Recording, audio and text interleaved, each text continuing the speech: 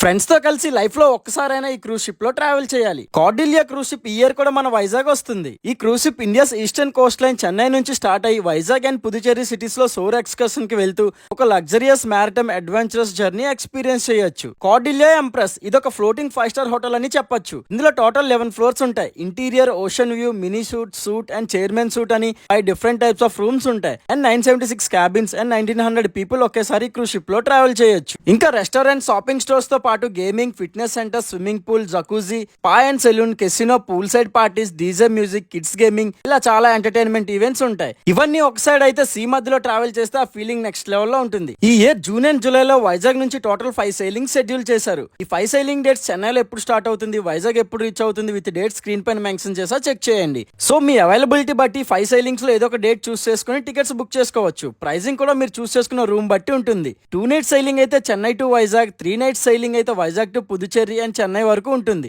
5 nights sailing అయితే చెన్నై నుంచి start అయ్యి వైజాగ్ రీచ్ అయ్యి నెక్స్ట్ పుదుచేరి, నెక్స్ట్ చెన్నైలో ఎండ్ అవుతుంది. టికెట్స్ బుక్ చేసుకుందాం అనుకున్న వాళ్ళ కోసం బయోలో లింక్ ప్రొవైడ్ చేసా చెక్ చేయండి. వైజాగ్ నుంచి బుక్ చేసుకున్న వాళ్ళు కొత్తగా ఓపెన్ చేసిన వైజాగ్ క్రూజ్ టెర్మినల్ నుంచి ఆన్ బోర్డ్ అవ్వాలి. ఈ రీల్ మీ ఫ్రెండ్స్ కి షేర్ చేసి వైజాగ్ నుంచి క్రూజ్ ట్రిప్ ప్లాన్ చేసేయండి. నెక్స్ట్ వీడియోలో క్రూజ్ జర్నీ ఎక్స్పీరియన్స్ ఎలా ఉంటుందో ఎక్స్ప్లెయిన్ చేస్తా. మిస్ అవ్వకుండా మన వైజాగ్ ఇన్సైట్ పేజ్ ని ఫాలో చేసి పెట్టుకోండి.